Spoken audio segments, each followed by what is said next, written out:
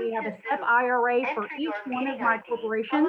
So each corporation maxes out a SEP IRA on top of that. So I've incorporated that usability tool as well.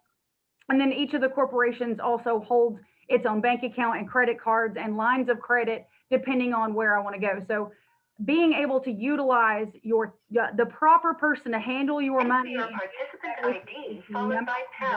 I have been able to find overall is to find the right people to put in place to help you manage that, and then making time to meet with them monthly to go over, and I mean it, monthly, to go over all of your financial statements. The second thing that I do, I know it's going to sound super basic, but it works for me, is Google Sheets. Spreadsheets are my best friends. I keep track of everything. If I borrow money from one corporation for another corporation, I pay that corporation back, and it's all tracked through Google Sheets. So everything we do is on a shareable and usable, editable document that is free. So those are the two. So Julie, let's pause right there for a second. So what I heard you say on that is, and what I'm really hearing is that a good financial advisor can present to you a couple of different options, and that's kind of step one in creating the plan, right? Yeah, they really should. Every person who genuinely and truly looks at their future and says, I want $1 million cash in the bank before 40, that takes some planning. And that takes somebody who is experienced in financial planning to do that with you and to create, it's their job, right? To create options for you. And once that person can create these options for you, just like we do selling real estate, here's your blank options, and here's the most creative way to get this home sold or creative way to get it purchased at a lower price. Once you create those options for someone who's a business owner and you facilitate that trust, you can move forward with your plan. So you said you look at your finances monthly, right? Mm-hmm. So what's important to you about visiting it monthly? I mean, why not just kind of set it and forget it, right? You've got the financial plan. Why not just visit it on an annual basis? Yeah, a penny's a penny. So, I was raised by my grandfather. He grew up in the Great Depression, and from the time that I can remember being born, from the time that he passed away, he would take biscuits off of the Cracker Barrel table and stick them in his pocket and take them home. Millionaire twice over, several times. And it's just one of those things. You watch your money because your money is watching you. And if you want it to work for you, you have to work for it. I love that. That's great, because I think a lot of times we forget that what gets measured is what gets improved. Mm-hmm. Right. And if we're not measuring things on a monthly basis, if we're not keeping a close eye on our money, we tend to make more emotional decisions. Right. Yeah, sure. Why not get the nice car this year? Why not do this, do that? When maybe, you have to assess, is that part of the long-term plan?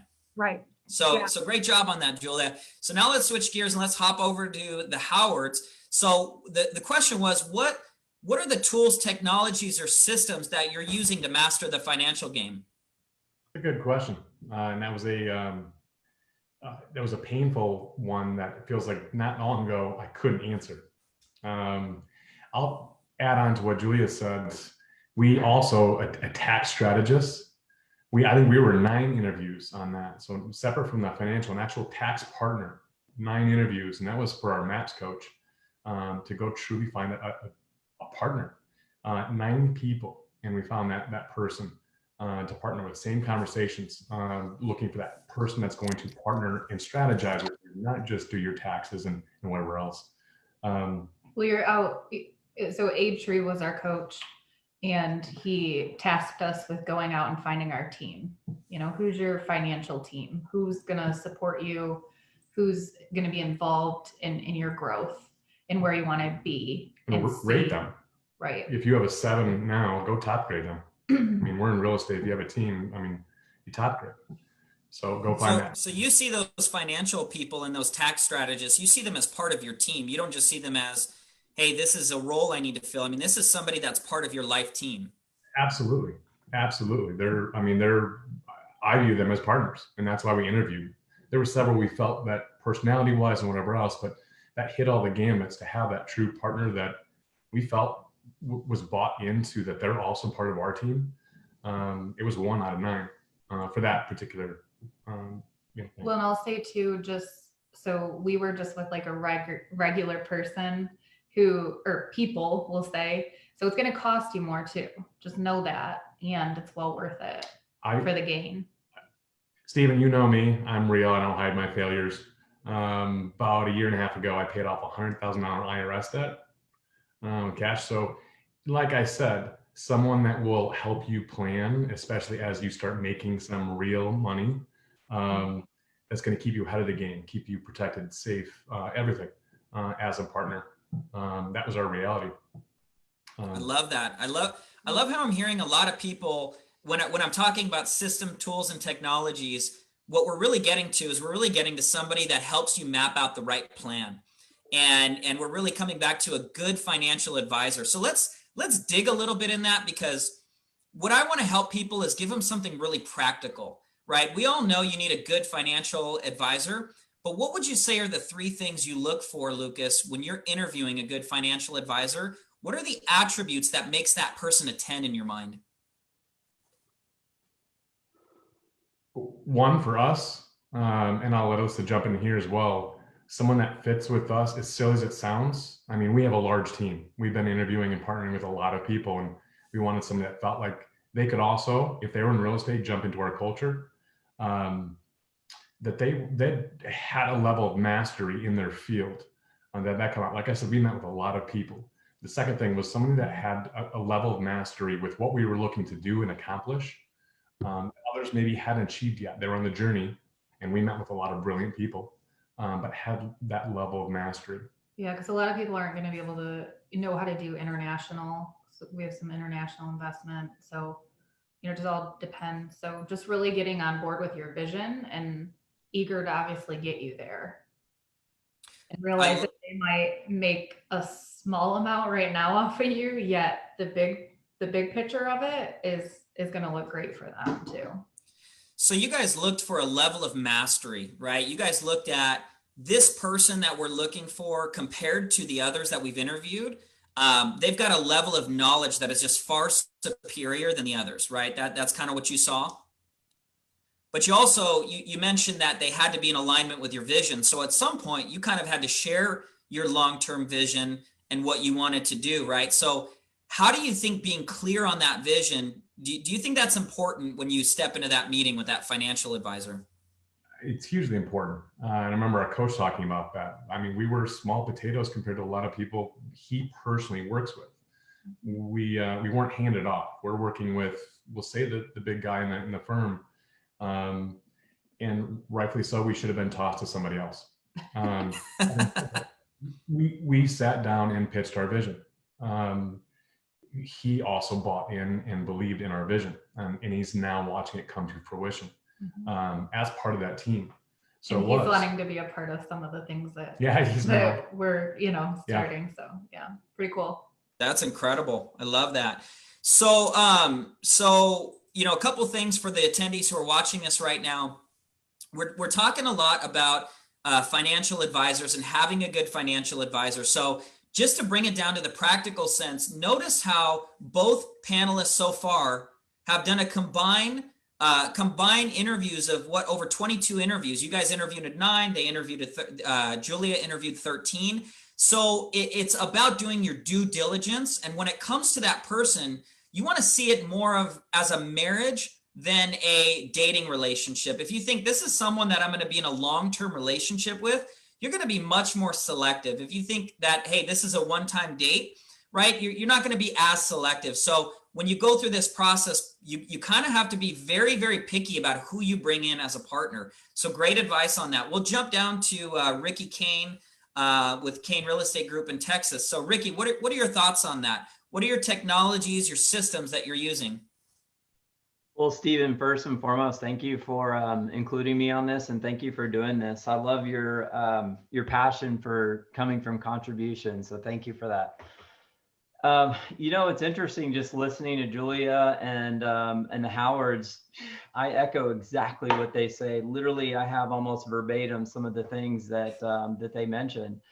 And what's interesting is when I read the question, I was like, man, I'm going to sound super lame because I think people on the call are going to think there's some app or some special spreadsheet or some magic pill that they can just download and then they're just a millionaire. And the truth of the matter is it's not that sexy. Mm-hmm. It's I wrote on here, the only other things I would put is just my phone and my mindset. And I think a commonality that we're hearing from other people, and then I trust we'll hear it from other contributors on the call is that you're watching your money daily. I wrote on here in one of the questions every morning, just talking about my routine. I check it in the evening too. I want to see how the markets did. I want to see how all my investments did from the morning, from what that looks like in the evening.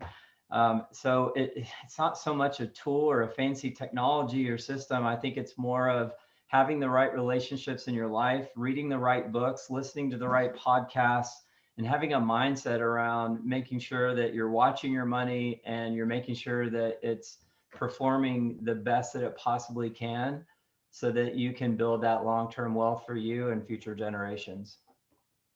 That's such a great point, Ricky. And it's funny because we look at other things, we look at sports, and of course we want our favorite sports players to continuously play better, right? And then we go to school, and of course we want our kids and ourselves, we want our grades to get better, right? But what we're not taught is we're not taught to look at your finances and to make sure they're getting better. Ricky, why is it important for your finances to be continuously improving? I mean, if they just stay the same, would that be okay with you? Why or why not? No, and some of this will be blended because I have stuff for different answers that are kind of repetitive. Guys, I used to be scared to look at my bank account.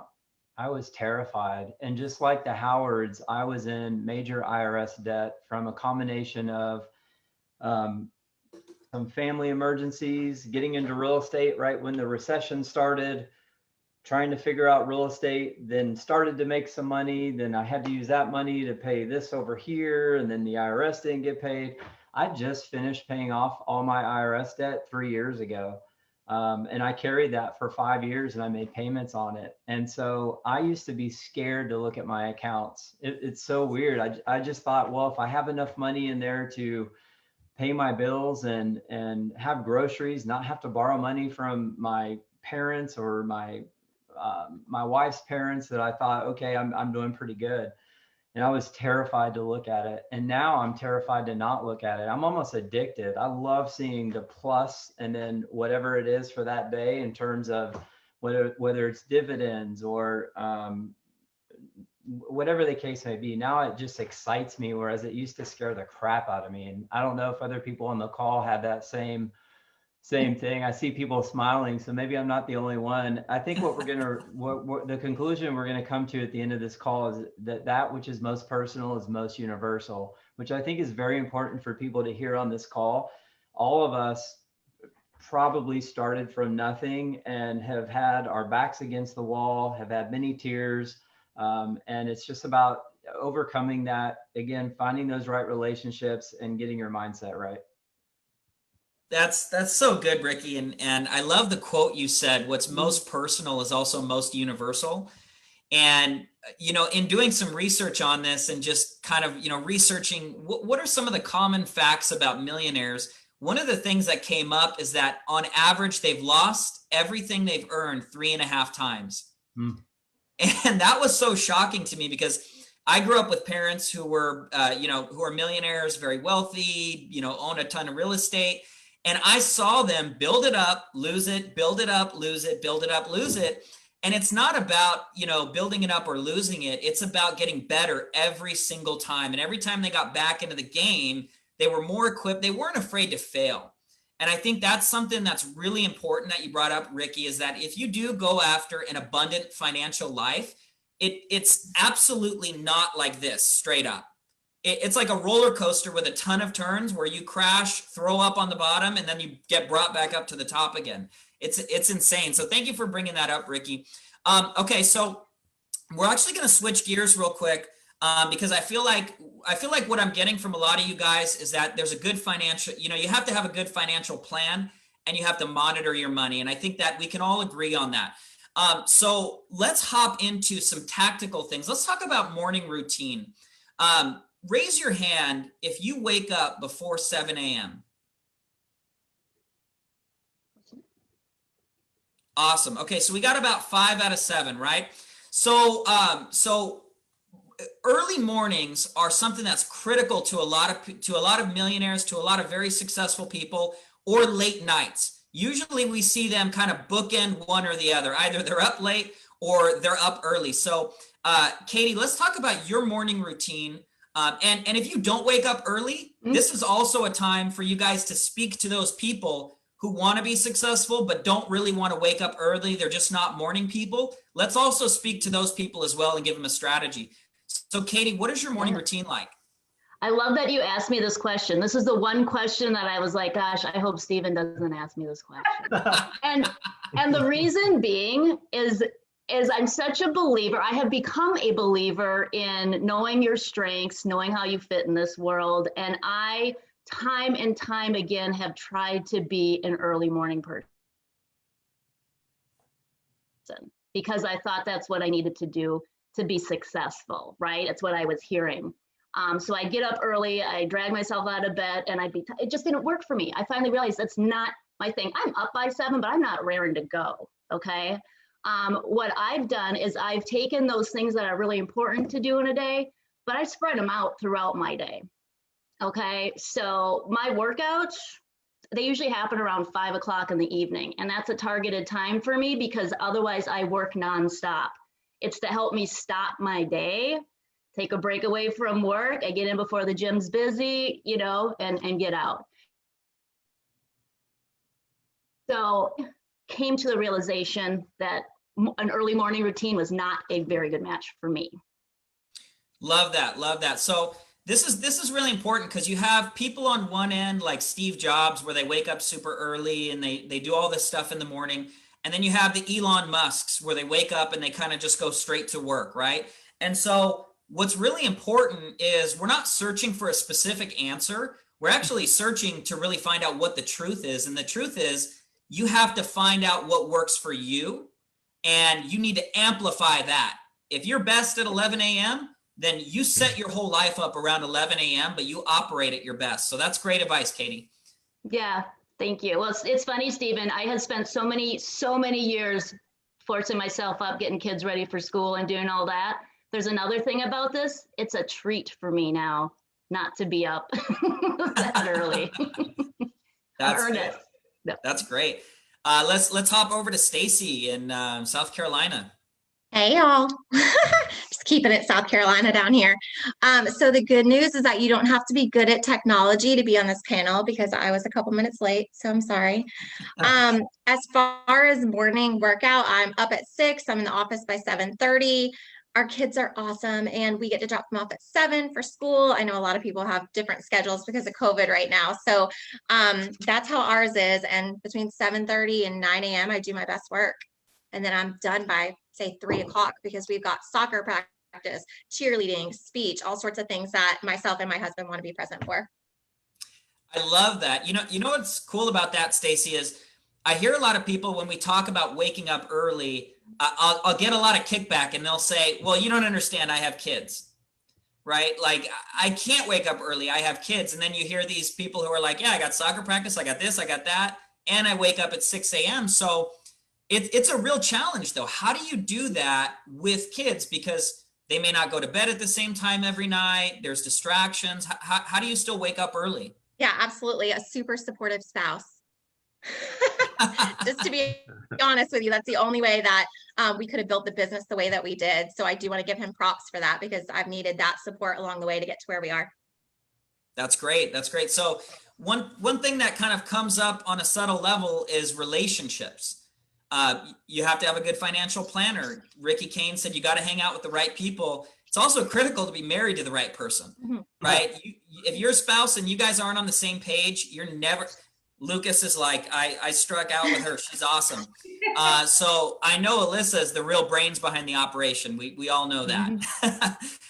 But having said that, you know, if you're not in the right relationships, you can still move forward. I mean, let's make no mistake. You can be persistent, you can be tenacious, but you will never accomplish anything big unless you're on the train with everybody that's going in the same direction. So great information on that. Stacy, what do you do between 6 and 7?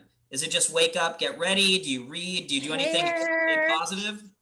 Yeah, no, we play music, we dance around the kitchen, make sure the kids are fed. So we just kind of have a fun morning to get our day started. And then I rock and roll on the way to work and ta-da. Love that. Love that. Get yourself in that positive mindset. Yes. Let's hop down to Wally. We got you on mute, Wally. Let's go ahead and unmute you. Wally, if you can try to unmute yours. There we go. Can you hear me now? Yep. Okay, welcome. So question, Wally, was what is your morning routine like? Well, it's interesting because in my career, in my life, I've had several morning routines. And in moving into becoming a MAPS coach, one of the things that you realize is your schedule is all about other people. That's why you do what you do. And so I used to be a guy that didn't get up in the morning. I didn't like mornings. I tended to start slow. Now I am up, ready to go, excited about my day every day. Because I'm on the West Coast, I have clients on the East Coast. So my calls start at 7 a.m. So talk about getting up before 7 a.m. I have to get up before 7 a.m., have to get my day prepared, have to get my head in the right space and be ready to be there at 100% for that very first client every single morning. And so a good friend of mine once told me, you can do amazing things when you have amazing things to do. So I get to do amazing things every day, and that drives my morning like you can't believe. So I'm one of those guys, the alarm goes off. Half the time I'm up before the alarm. I like to beat my alarm, which is a little mental game I play. And I'm up, feet on the ground, ready to go. And once I've gone through my normal hygiene exercise in the morning, then I'm in work mode. It takes me about 20 minutes to get myself ready, get my clothes on, and then I'm in work mode and I am just totally raring. And I will tell you, before becoming a MAPS coach as a real estate agent, not so much. It's my life, it's my world, and I can get up when I want to. That's why I'm in real estate. And both have been great pieces of my life. And right now I'm loving this piece of being that early morning person. My day's mapped out. I know what I'm going to do. I know where I'm going to go. I've got every call planned. And it's just exciting to be able to sit there and look at a calendar and know this is what my day looks like. I love that. I love that. And, you know, Wally, you mentioned something that's really important, right? It's like, if you want to wake up and get started early in the morning, you have to have something that you look forward to the next day. That will really drive you to get out of bed. So, you know, one thing I've done is every morning I have a little movement routine where I spend about 10 or 15 minutes making sure every part of my body, I get movement, I get blood flowing, everything from my face. I do face exercises to make sure the blood is flowing. And that puts me in such a positive state that I really look up. I look forward to that when I go to bed. So if you guys are watching this and you're thinking, well, I don't know if I want to get up and start my job at 7 a.m. You know, I'm not happy about what I got to do. Think of something really positive. I love what Stacy said, you know, dance with your family. I can't think of anything you could do to get yourself in a better energy, a better mindset than getting up and dancing with those you love. So have a morning playlist, right? Maybe you're not going to break dance. Maybe you're not doing the robot like Ricky Kane through the kitchen, but you're doing something really fun. There we go. See, he even hit us with the wave. So have something that you look forward to. That's great advice, Wally. Let's go down to Eric and then we'll hit the next question. Eric, tell us about your morning routine. Oh man, I was hoping you were just get me on this question. I'm like Katie here. I'm not so much a morning person. I'm a night owl. I've always been. I've been trying to transition over to be a morning person. Nighttime is my quiet time, and I get to study. I get to learn. My morning routine really consists of, I have two young boys, 5 and 7 years old, and I spend time with them in the morning. I drop one of my youngest son off at school, and my time with them in the morning, that's my time in the morning, is spending quality time with them. I'm looking to transition to be more of a morning person. And recently I've been spending a lot of time on getting better sleep. I think that's been the biggest problem for me. I snore, and I know that's not a good thing, and I feel tired throughout most of the day. So I've tried different things. I've tried like a CPAP. That thing just irritates me. I feel like Darth Vader, so I tend to rip it off in the middle of the night. But I just got onto this new thing that's been working incredible. So I think I can make that transition now. And it's this snore guard. It's like this football mouthpiece that's custom. And I feel great. Like my head feels great throughout the day. So I think this is the biggest thing that's going to help me transition to be a morning person, because I've always wanted to. So I'm not sure if anyone else struggles with any sleeping problems, but that's been helping me big time. And I'm looking to transition into that. That's awesome. Yeah, I've been nudged a few times for snoring, actually more, I would say more kicked. Yeah,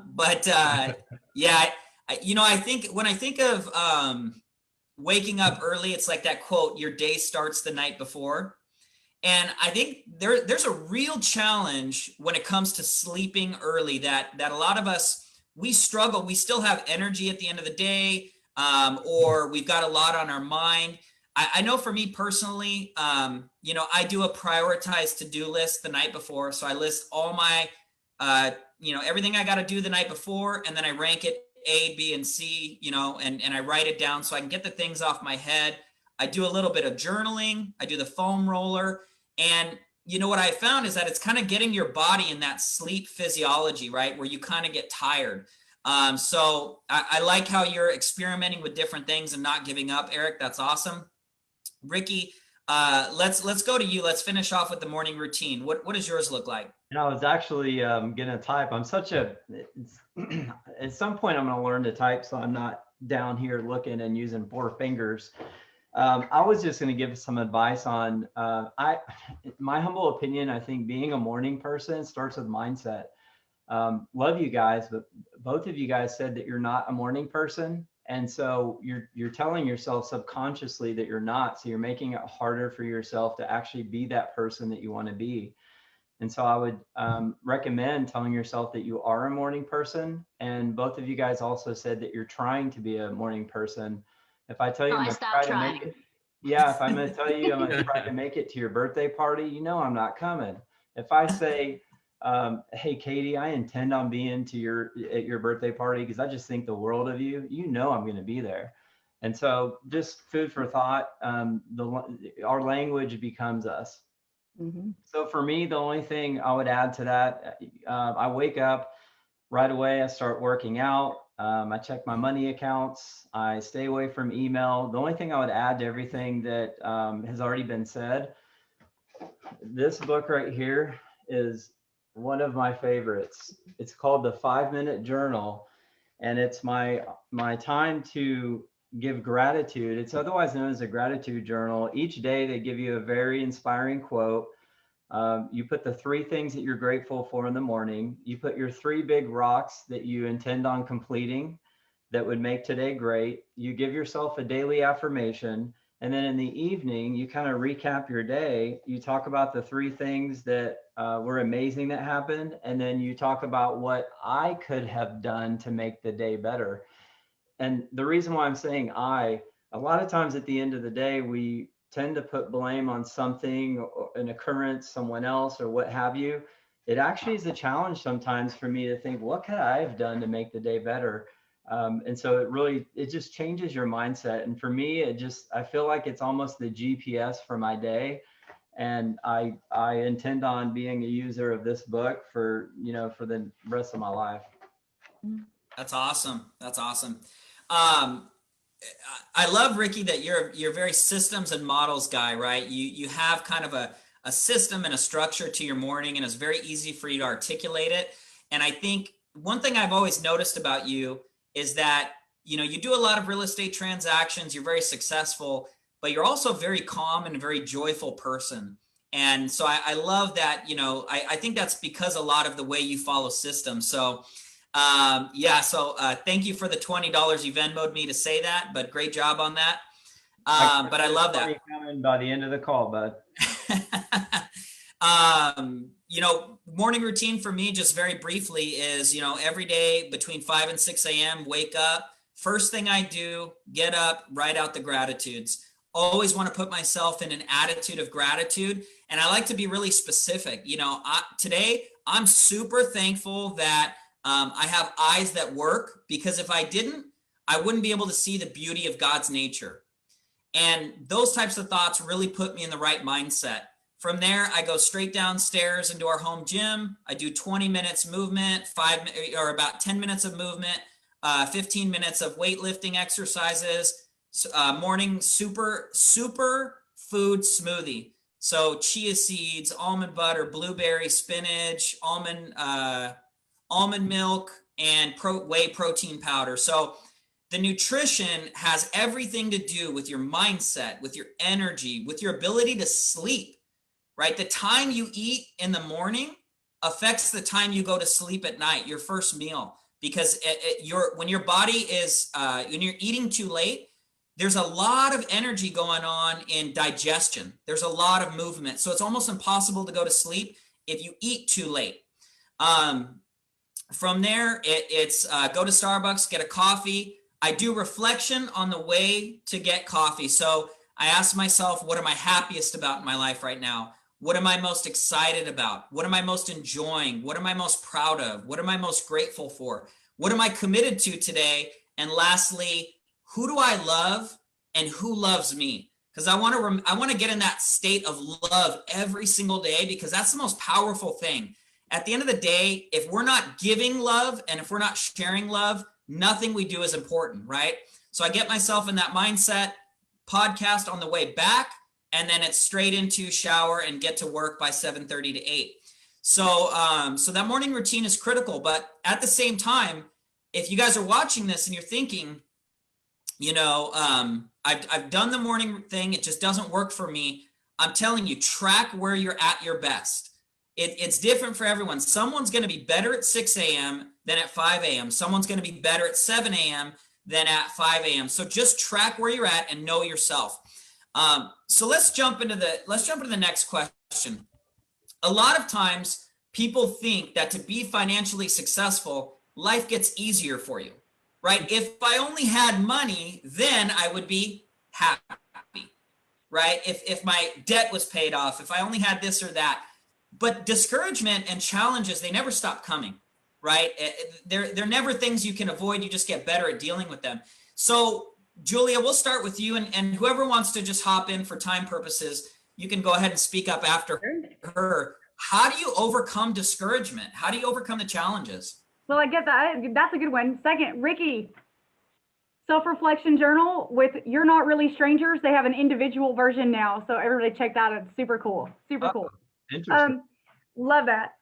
Yeah, discouragement. Let me tell you a funny story. I was on the way home. We were on our way somewhere. We got a piece of metal stuck in the truck tire. We literally pull into the subdivision. We were almost home. Last night it was so late. One of the girls had a basketball game. It was 10:30. School was this morning. It was one of those nights. And the low tire pressure light came on. And I was like, oh my God, really? So we pull into the neighborhood, and what do? We jack up the side of the truck, we change the tire out, we put it back on, we get everybody ready for bed, we get everything done, we get all the lunches packed, and around midnight last night, we get to go to sleep up at 5 a.m. to get the girls up and ready to go. And I was like, you know what? That's life. And we told the girls the story. They were like, well, what happened to the truck? What'd you guys do last night? We changed the tire. Well, how did you do that? We needed to do it. It got done. I did a Facebook Live video about a seller's house, putting the house on market. Water starts pouring out of the sink. They have no idea what's going on. The wood floors were cracking, bending. I noticed it in the floor. It had been happening overnight. I got underneath there. I fixed it. We moved on with the day. Why? A normal day in your normal life, sleep happens. It's going to happen all day. It's going to happen all day, whether you got $1 trillion in the bank or $1 in the bank. Everything's going to happen to you because it's supposed to happen to you. And you can either choose to just fix it and move on, or you can choose to wallow in, why is this happening to me? Why can't anything be easy? It's easy for everybody that makes it easy for themselves. Everything happens to everybody all the time. You're not the only one. Money makes it easier. You can call somebody to fix the plumbing. You can call somebody to fix the truck. But if it's happening at midnight, whether you've got the money to fix it or not, guess what? You roll your sleeves up, you move on with the day, and you go on about your business. Money makes things easier. It doesn't make you happy. It gives you the time to open space up to work on yourself, to become a happy and self-accepting person. And that's what money's done for me. So money just makes it easier to get things done. You're the one that still has to do it. I love that. That's so great. And I love your mindset. You know, whether or not you have money at midnight, it's not going to help you when a problem happens. And so how do you condition yourself to be that type of person? Because you mentioned, people start to ask themselves questions. Why me? Why is this happening to me? What questions instead would you ask yourself? Yeah. So really, that is one of the best. I don't really ask myself a lot of questions. I turn to other people. And this goes right back to what Ricky said. Surround yourself with the right people. And you know when you're with the right people, and you know when you're not. And if you truly self-reflect, by the top 5 people you surround yourself with or who you become, pick 5 really close ones and 5 decently close ones. So I'm going to say 10, 5 that you could call at midnight that would come and help you with your truck, and 5 that you can call for financial advice, business advice. They will take your call. They will take your lunch. They will take your dinner because they're busier than you. Those are the 5 people you want to become. They're busier than you. And they're going to recognize that you're hungry for it and that you're going to work hard for it. And you're going to make it through the perseverance stage. And that is a stage. It's a season in your business. It's a season in your life. Shit's going to happen, right? It's going to happen.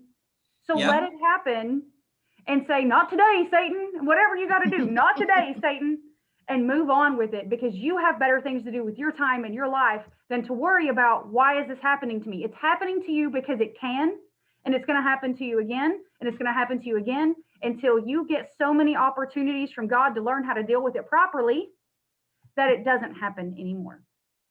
It's that simple. Just deal with it and move on. Or to recognize what you're giving your energy to. Mm-hmm. So I think about times where I've sent him off to like appointments that were so far away, and I'm like, shouldn't have gone. Oh my gosh.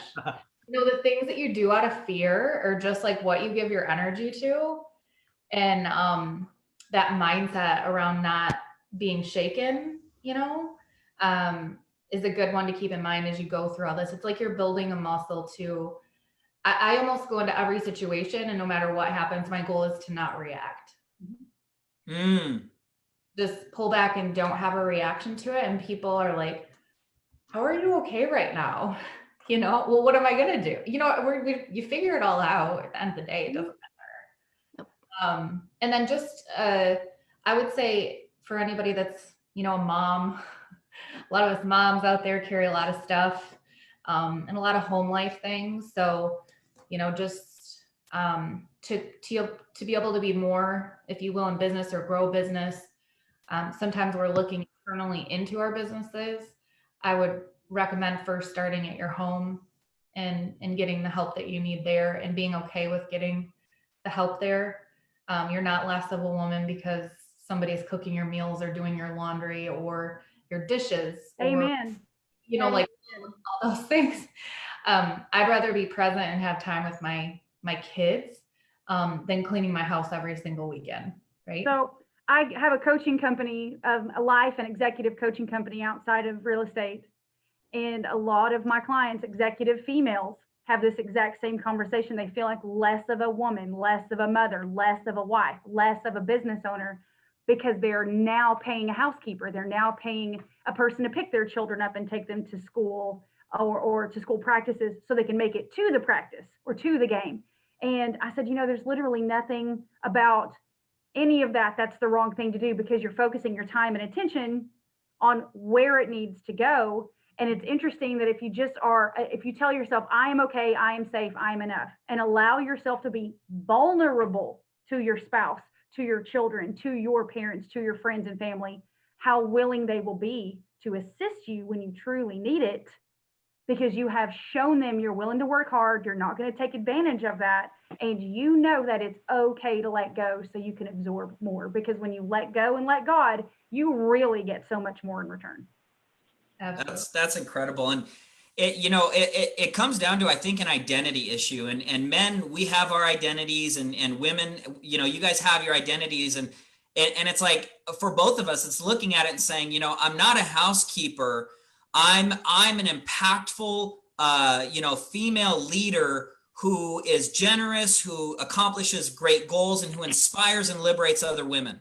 Right. And so whenever those bad thoughts come, I got to do the dishes, I got to do this, I got to do that. It's what's that empowering mantra that we fight it with. So, Alyssa, I think that's really good that you brought that up, because, I have seen that in a lot of my female coworkers and friends, that they almost are worried about pursuing their goals because they're worried that their whole family's going to come apart. And it's like, no, just work on your communication in your marriage, work on leading your kids and being a good communicator with them. And, both you and your husband go after big goals, right? Just ask him, do you want dinner every night, or do you want me to build you that awesome man cave with the 80-inch TV? Which one do you want? Right? You make some trade-offs. Stop caring Stephen, what other people think. That's, you know what I mean? Like, I'm to the point in my life right now that I say that, like, I love people. I don't care what anybody thinks of me anymore. So, like, letting that go is super powerful. They can think whatever they want about me. They can think I'm home eating bonbons. Well, I'm building big businesses, so I don't really care. Did you have something to say? Stephen, Sorry. Stephen, this is a lot about mindset. And I love what everybody said. Discouragement's an interesting word because it depends on the direction that it's focused. Discouraging bad behavior, we don't see that as a negative. So if I allow myself to get discouraged, it's a matter of what I'm pointing it at. So I'm going to point my discouragement at not being negative, because I don't want to go there. The other thing is that I love what you said about the questions you ask yourself. Asking less why questions and more what questions, who, and how questions are where the power is and where that moves us forward. Money is nothing more than a mindset. How I look at it, who I associate, what I think about it. And here's the other thing, and I heard Gary Keller say this once. He was speaking to the MAPS coaches, and he asked us the question. He says, how much time have you guys spent? Well, he said, let me go back. How much time did you spend when you were growing your team, learning how to manage a team, learning how to hire people, versus the amount of time you spent learning how to be a real estate agent? So one of the things about discouragement is we get discouraged when we don't know. When we do know, that eliminates discouragement. You want to eliminate discouragement? Learn how to be a better money manager. Take time to study. Who are your favorite authors? Are you following people like Dave Ramsey? Are you following people like Mike Malkowitz? Are you following the people that have written all these great books, and are you a student of money? So either money's going to master you or you're going to master money, and they're both choices.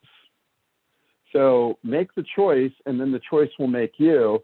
And one of the things that I learned becoming a MAPS coach is there's no end to the things that we can learn and no end to the opportunities we can create for ourselves as long as we keep our minds open to that. So, this panel, you guys are amazing. I'm sitting here taking notes, taking this all in, the power of words, the power of you, the power of energy, and everybody, one thing I'm noticing about everybody on this panel, Stephen, there's nothing but smiles here. These are people about positivity. So thank you for putting this together, man. This is truly amazing. That's awesome. Thank you, Wally. And that's a lot of great information you bring up. Here's what's important. You said that money is a mindset.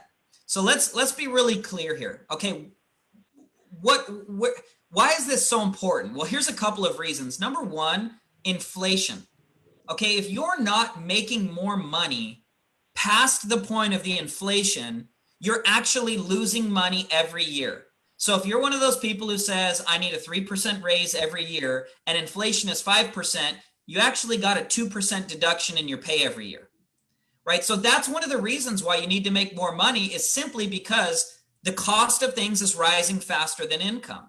The second thing is planning for the years where you're not going to be as mobile, as healthy, and as capable as you are now, right? There's going to be a point where I'm going to need one of you guys to carry me around, right? There's going to be a point where I'm going to need a cane. I'm going to need somebody to take care of me every day. And it's a very humbling thought, but it's the truth. Now, if I want to stay in Orange County, what's that going to cost me on a monthly basis? Minimum $10,000 a month. By then, California will be broken off into the ocean. Julia will just roll me down into the Pacific. I'll just roll you down into Tennessee. Just come on down. So that's going to cost me $120,000, right? And then if I want my kids to go to college, right, that's going to cost me more money. And so a lot of people, we don't want, it's a mindset, Wally, like you said, we don't want to have those conversations because it doesn't feel like it's possible for us. It's like, hey, how am I ever going to afford to retire, to have kids go to college, long-term care? Well, the conversations make it possible. So I think the mindset is I can achieve my financial goals, and I have to start having those conversations and planning now. So I'm really glad you brought that point up. So, hey, Stephen, something I wanted to drop in here. I know that we've only got about 10 minutes left. And everybody, it's been a hard year. 2020 has been a hard year. For real estate agents, it's been a blessing, right? People just buying real estate. It's a seller's market. It's been very fluid. If you're not making money in this market, I don't know. But this is an insanely successful real estate market. And lucky for us, we were deemed, necessary during the two shutdowns. I think we're going to have a third one coming. And I think very important, not only a money mindset, is that a self-care mindset, that you are okay. And this is okay. And it's okay if you didn't go get your eyebrows waxed. It's okay if you don't have your car cleaned. It's okay if you're a mess. It's okay if you need to put some dry shampoo in your hair like I did today and pretend like you have on dress clothes. It's okay to be not okay right now. So everything's okay. It's going to be okay. Just keep moving forward, because 2020, it's not over yet, y'all. It's not over. And I just, I heard from Kristen Schlesinger that they're shutting parts of Indiana down. I know California's back on lockdown. I talked to Brett Shagru this morning. I know he's back on lockdown down in Denver. Lucas is in lockdown. Tennessee's on its way. It's coming, another wave of this. And I know I've got, clients who have 2 or 3 kids with Asperger's syndrome, and they're trying to homeschool, and they both have businesses they run from home. We are impacted in this in a different way, as this is a good financial year for realtors. But let's make sure that we also remember that all realtors, even on the other side, are probably going through something we're not aware of, and our clients are too. So keeping that positive mindset and our morning routines and all these routines, those things are really valid and important right now to keep a business fluid and moving forward. So schedules and making sure that you're checking your money and making sure you know where you are is also as important as that positive atmosphere. Yeah, I think when people think of making money, they don't think of self-care. They think, oh, I just have to work harder, work more hours. And what we've been taught by the media is that, oh, if I want to be financially successful, it means sacrificing my health, my family, and my life. And then you get into Keller Williams and you meet these people who are incredibly successful financially, maritally, physically, emotionally, mentally, and you realize that it's a mindset, like Wally was saying. And so self-care, I think, is huge. And if you don't know how to properly take care of yourself, if you don't know what your limits are, and I think the lesson is know yourself, you have to have a limit with a relationship. If that relationship is pushing you too much, that's bad for your health. You need to step back from that. You need to know when you need a break. And I think we've all learned this year that, when life goes on pause, suddenly we have time for a break. Suddenly we've all got time. So I think that's a great mindset. So let's shift gears. Let's talk about some tactical things before we end the call. So let's talk about streams of income. Let's do an interesting exercise. So put on your hands how many streams of income you have. Okay, so oh gosh, I messed up. I put up 2 hands. Okay, so look at this. So put on your hands how many streams of income you have. So we've got 5. Ricky Kane has 8. Oh, you guys don't even have enough fingers. I think I saw a toe in there. 6, 5, and 5. That was funny. I want to know who had the toe in there. I need to know what you're doing, man. Yeah, I saw a pinky toe. Okay, so Howard, first of all, very interesting. Everybody on this panel who is successful financially has multiple streams of income. Very fascinating. Not a single person does it. Let's start with the Howards. Tell us about your top income sources and why do you have more than one? Why not just narrow in on one? I'll answer that. And probably because there's so many varying personalities and people and places in their life. I'd like to start with this. I can count on one hand how many years ago Alyssa and I were virtually bankrupt. So the words gradually and then suddenly come to mind. We were very intentional of getting out and into where we are right now. And it wasn't in the last 24 months that I would say the bulk of all of this has happened in our streams and our assets. In the last 2 years, we've been blessed, very blessed. Having said that, it was a road. None of this, so I encourage you, none of this just happened. Gradually and then suddenly is how it happens. To answer your question, minus the real estate team, we started focusing and getting intentional with, what do? We sell properties, investment properties. We just purchased an 18 unit. I consider the deal of a century. We were very careful. We guarded our funds from, guys, I've lost $250,000 overnight. You want to talk about pain? That was every penny we had. So we're smart and intentional with what we do, and we waited for that right deal. This was the right deal. Make sure you're getting business with the right people. Yeah. There's good ideas and there's God ideas. Sorry.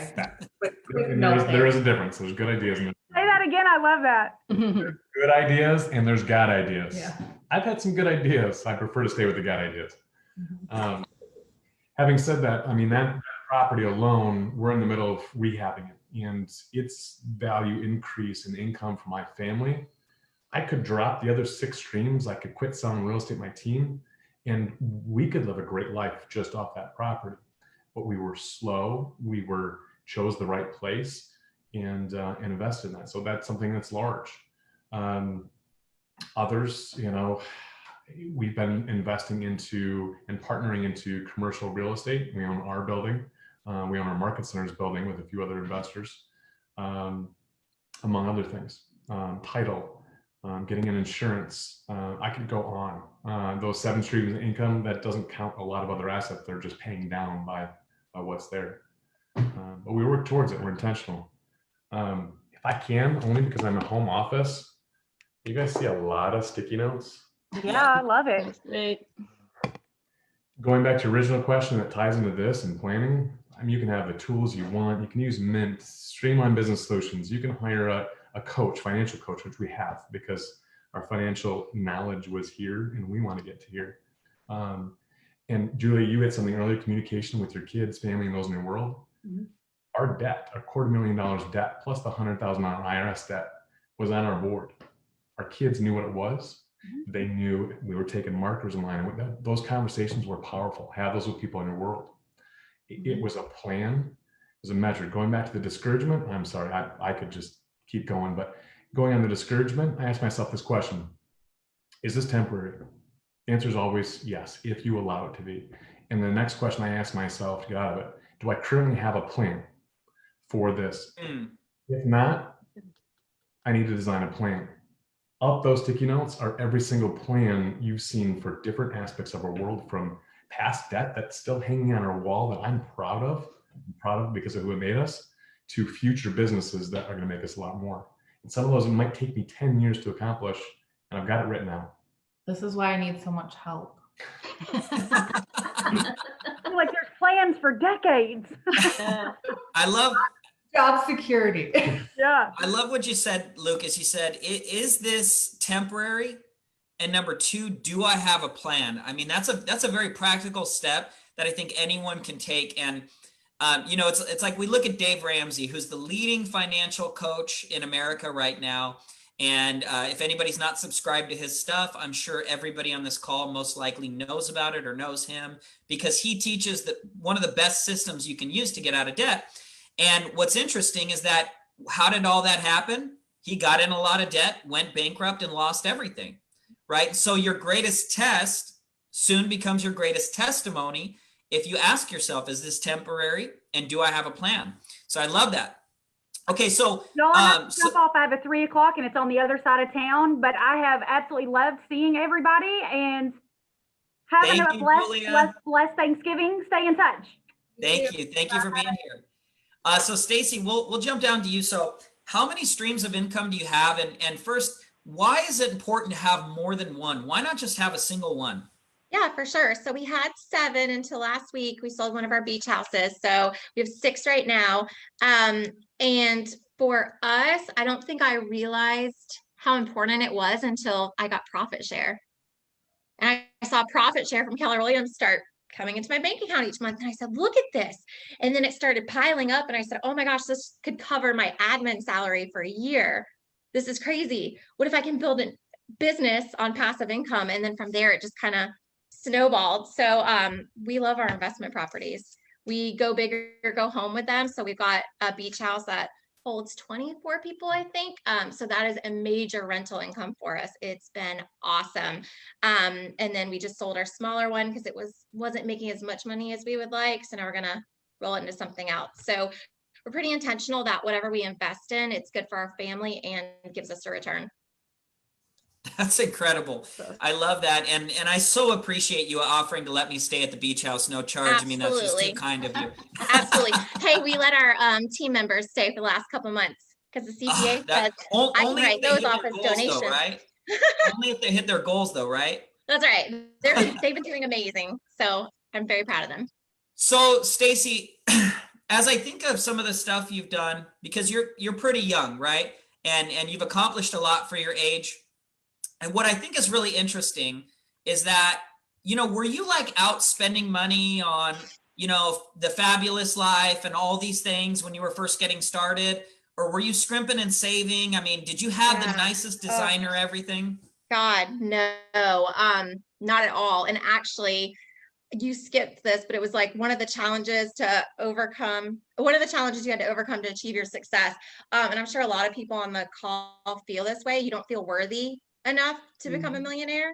And so you struggle with that, right? And so you're like, I'm good. I've got enough money. I'm fine.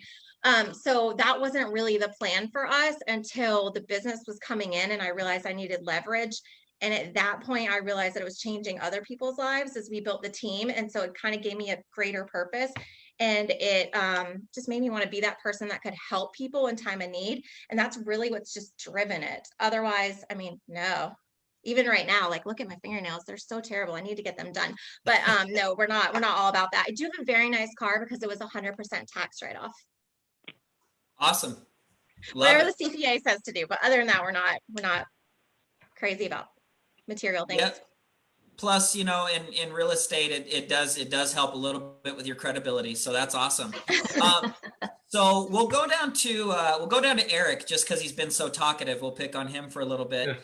So Eric, tell us about your streams of income and where are you at in the country, by the way? I'm out in Honolulu, Hawaii, and it's expensive here. So that's why we need all these streams of income to be able to survive. Paradise is expensive. But yeah, I got 6 streams of income, investment properties, run a team. Profit share is extremely nice as well. But yeah, I mean, I'm looking to add more real estate to the portfolio because with Hawaii, cash flow is not the greatest, but the appreciation is very strong for long term. So that's what I'm looking to focus on and start and continue to build. Awesome. Love that. So you've got your real estate team, you've got your profit share from bringing people into Keller Williams, you've got investments. Was there anything else there I missed? Nope. Yeah. 4 investment properties and looking to add more. Awesome. So why buy an investment home? Isn't it, I mean, why, what's the mindset there? How, what are you expecting as a return on that? I mean, a lot. There's, from the depreciation, the tax benefits, the long-term appreciation here in Hawaii, and, wealth and legacy creation. Just being able to see what like my grandmother has and grandparents have done, and being able to leave a legacy for the future generations. It's incredible. I can't think of anything else that is as powerful as that. That is something that's tangible for myself.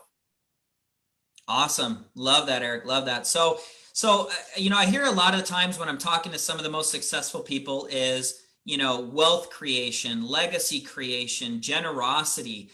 I know that, for myself, my biggest motivation and a lot of my mentors' motivation is we want to give back. We want to have enough So where we can give without basically having it to be only a one-time gift, right? We want to keep giving. So who here has able to be more generous? And what's something great you've been able to do as a result of earning your wealth? I'll share one thing. We're setting up, what we did this year is retirement accounts for employees. That was a really exciting thing to be able to do, to take what we're all building and be able to give back in a different way versus just bonuses and that stuff, but have our employees be able to start building wealth as well. I love that. You know, just the thought of being able to employ people, I mean, and being able to keep people on staff in a pandemic, I mean, it really makes you think of how important success is. So that's a great point, Katie. Who else has been able to do something really great? Ricky, I'd love to pick on you on this one. What's a way you've been able to be generous to others with your wealth? Yeah, well, you know, with the team, we've done some things too. Like Katie said, a couple of years ago, we set up the retirement accounts. We also spent a lot of time, energy, and money figuring out a way to provide group health insurance to our 1099 agents. And so that's a part of our program now as well. The thing that we're most proud of is starting our nonprofit, Cane Cares. We started it in 2016. And it's basically modeled after KW Cares, but it's for our past clients and their direct family members when they experience a severe time of need. So just knowing that we're able to be there for them. We're blessed to be on a TV show called Success in Your City that's on Amazon Prime. That highlights one of the outreaches we were able to do. It was awesome. Essentially, the parents of a past client happened to live in our neighborhood, and they were living in a home that was falling apart. They'd even have a roof over their head, so to speak. When it would rain, and they had buckets within the house catching the rain. And so we were able to go in there, completely transform their house, and bring it, you know, make it into a home, which was really awesome for them because it was, he was very sick, the husband, and he only wound up living for about 9 or 10 more months after that. And one of the things he told his wife, Melba, is that he was so grateful for being able to have a home to spend his last few months in instead of just a house that stressed him out. So it gets back to that whole thing of the more success that you're able to bring into your life, the more that you can do for others. And it's such an awesome thing to be able to say yes. And what I don't want is to carry the guilt of having to say no. I love that. Thank you for sharing that, Ricky. It's, you know, this is another one of the reasons, as Wally said, that it's a mindset, and why being financially successful is so important is because there are people with real needs that, frankly, large amounts of money and volunteers is going to be the only thing that's going to solve them.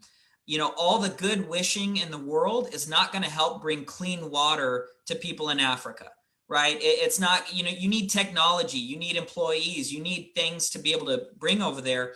And, you know, I was watching Warren Buffett's documentary, and I thought it was interesting that he gave away $37 billion worth of his net worth. I mean, one of the largest donations ever. And you got to think that's going to have a major impact. And often people say, well, I'm fine if I just care for me and my family. And I'm tempted to say, well, good for you. But that's being selfish. It's why take care of 4 people when you could take care of thousands, right? You could help thousands. So I love your mindset in that, Ricky. Anybody else on that generosity question want to comment on that? I'll never forget when Ben Kinney, something similar, when he said, you are basically in a way selfish for not making your life big enough to help others, right? So I just always go back to that. And for us, we don't care about money. It's about what the money can do for others. We would give all of our money away. Honestly, we're probably a little too giving sometimes. So for us, I mean, we're big into our community. So even though that gets ran through the business, we're always, you know, especially through COVID, because Michigan was shut down. So local businesses, you know, just being able to support local, be able to go, you know, buy gift cards. order from there, whatever that looks like. You know, we've paid our church's mortgage a month, which was super cool during a hard time. And, you know, just different things, you know, really going into it every single day. Maybe some of you are believers, maybe some are not. Just every single day, you know, really listening where you're led to get, you know, where you're led to give. Obviously, being able to invest more into our team. I don't know. I feel like there's not a week that goes by that we're not giving away something through the Lucas Howard group and our team. So we love being able to do that. That's incredible. I love approaching it with the cup full, right? Once your cup is full and it's overflowing, you're able to really help give a lot to others. And you got to think about, you know, helping the church make their mortgage payment. And let's say there's 100 or 500 people who go there for spiritual nourishment each week, right? And so during this time of the pandemic, where's the one place you need to be stable and steady? You need your faith to be strong, right? If your faith isn't strong, I don't want to go through a pandemic without any faith. I'm sorry. I just count me out right now. So I love that you're able to provide that opportunity. Last question before we wrap up, guys and gals.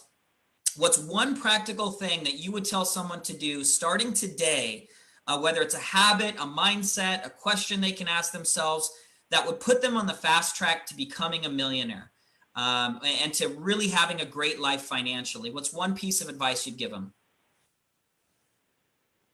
Well, I would start with writing what does a millionaire plan look like?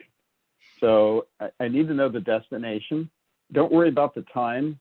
Start with a description of the destination. What does it mean to be a millionaire? What is that definition?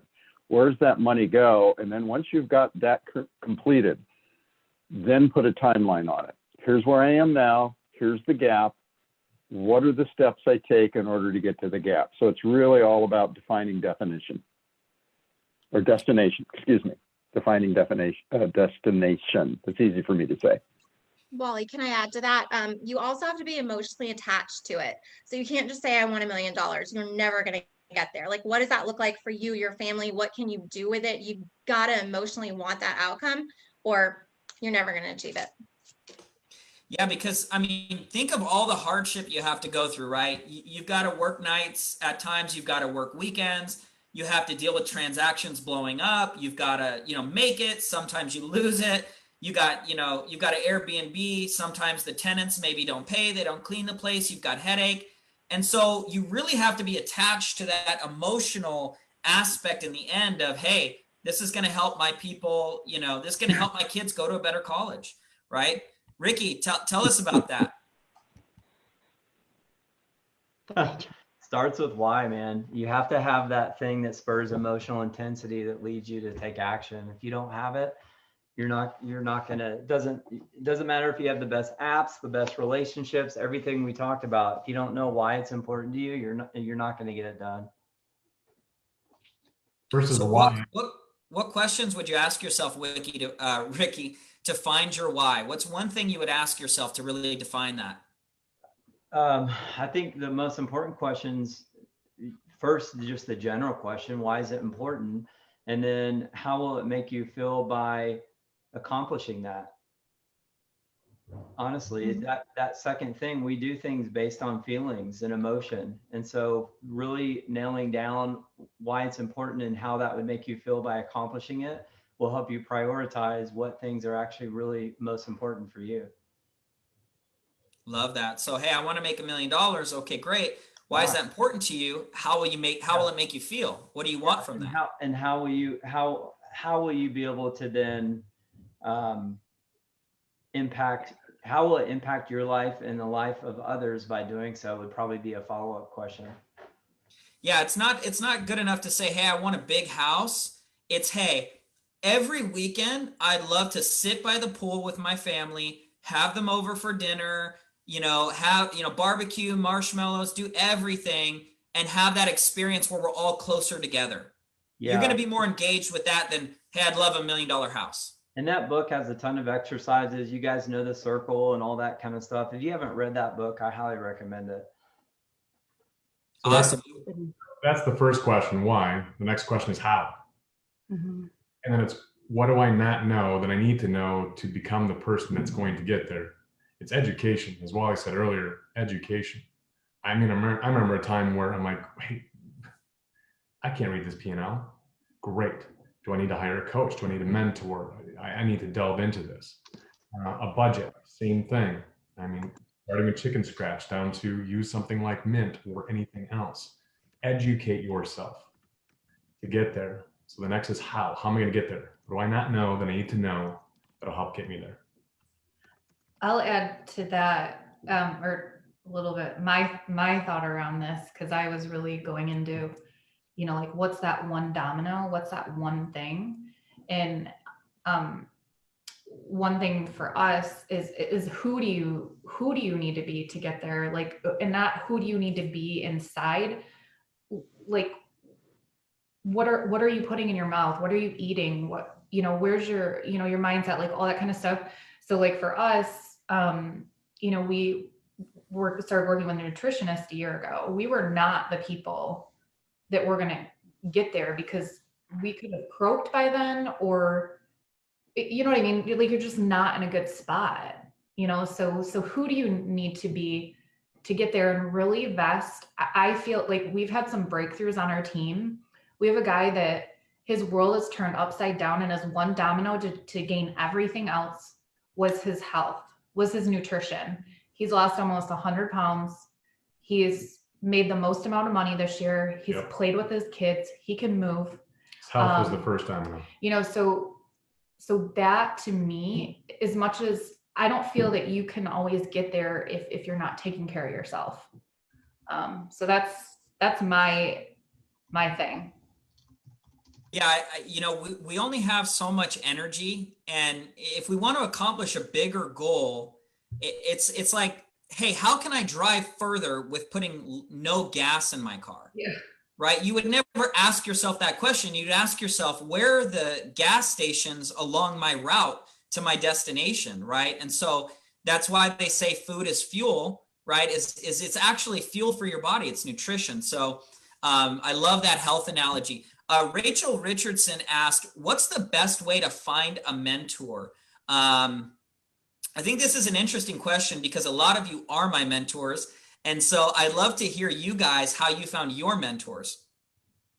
Well, I was doing it again. I started typing in the box and I just can't type fast enough. Well, the first thing, right, is figuring out, is it a mentor relationship that you're really seeking? Because there's a big difference between a mentor and a coach. A mentor is there for you to ask questions and they give answers. A coach is going to help you come up with the answers, hold you accountable to the actions that will take you where you want to go, and teach you how to think for yourself. And so there's a big difference there. I find that most of the time people are truly looking for a coach and they just don't know the difference. For me, whether it's a mentor or a coach, what I would look for, I think this was the question, for one, someone that's in cultural alignment with who I am, the way I operate, and the way I do business. And so my coach right now is Joe Bogar. He also shares faith as a core value, which is important for me. So I think, one, know your core values, who you are, find someone else that has those same core values, and find someone that you can tell from the questions that you ask that they're going to be basically a member of your team and not just this outside third party. You'll know this from their language, their word choices, and just their energy and passion in speaking with them. If they're saying a lot of we, or they're saying a lot of us, then you know they're a part of your team and they're an extension of you, as opposed to, well, you this, or and so forth. So look for that language, look for those core value matches. And I think those are probably the two most important things. Is it going to be someone that's going to be a part of your team, an extension of you, and are they in alignment with who you are and where you want to go? That's a great point, Ricky. And they have to be in alignment with your values. Like you said, if faith is a core value of yours and you find somebody who has the life you want but doesn't have the faith you want, they're going to take a different route. Right. So you don't want to know their route. Not that it's not a good route. It's just a route that's not going to bring you to what fulfills you most. I think that the number one thing when you're finding a mentor, number one is you have to define what your future self looks like. how does that person act? How much money do they have? Where do they go on vacation? What ways do they give back? How, what do they do with their free time? Right. So then when I find that person, it's like, hey, I've defined who I want to be. This person looks like that. The next step is really just to track them down until they give you a meeting, right? That might be putting yourself in a very vulnerable place, calling them, emailing them, trying to make it convenient for them to meet with you. One of my favorite things to do is I send an email, and I did this with Joe Bogar, and I sent him an email and I said, I have a question about this email will take you 30 seconds in the subject line. Hi, I've heard great things about you. I would love to learn this specific skill that I know you have.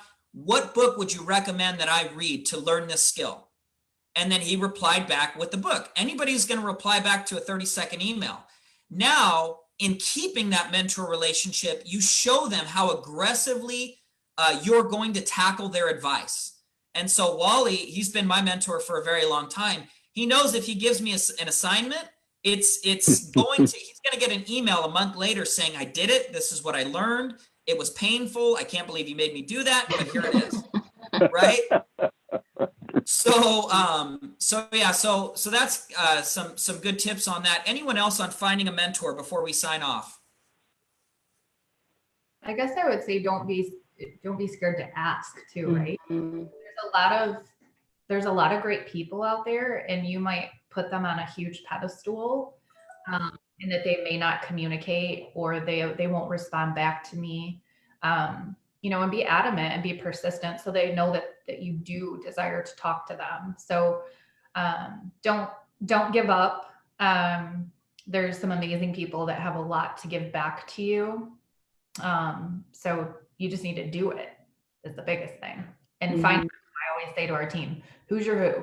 Who's your who? Who do you want to be like? Love that. And, I think a lot of really successful people get tired of giving advice to people who don't apply it. Yeah. And so just by applying it, like you said, you show them, hey, I'm somebody worth your time. Well, Stephen, really good question to ask. Hey, Stephen, who do I need to become to be able to have the opportunity to have lunch with you at some point? That's that question, because it's someone that is very scarce with their time because they're so busy. They're going to know that time is going to be well invested. And so I always think that's worked for me personally for a few different people that I have in my life now, just asking them, hey, who do I need to become to where you and I have a relationship where we can bounce ideas off each other, have lunch together, whatever that looks like. And the right people, by you asking that question, they're going to give you the answer, and they're likely going to be a big part of your life. Ricky, Stephen, there's 7 amazing people on this call, plus Stephen as our host. And if there's something one of us have said that resonates with you, send us a message. That's how you find a mentor. Don't be shy. Just reach out to us. Just my name at kw.com and reach out to me. I'm more than happy. We're all here because we care about giving to others. So here's 7 people that raised our hand and said, if you're looking for a mentor, let me know. I can probably help. It's fun to share what we know and what we've learned. I think people don't understand how energizing it is for us to participate in those conversations. It's an honor. Well, and we've all learned from other people. So most of us are just sharing what we've been blessed to be shared with. That's exactly right. Love it. All right, guys. Thank you so much for being on the panel. You guys have no clue how much it means to me that you donated your time in this.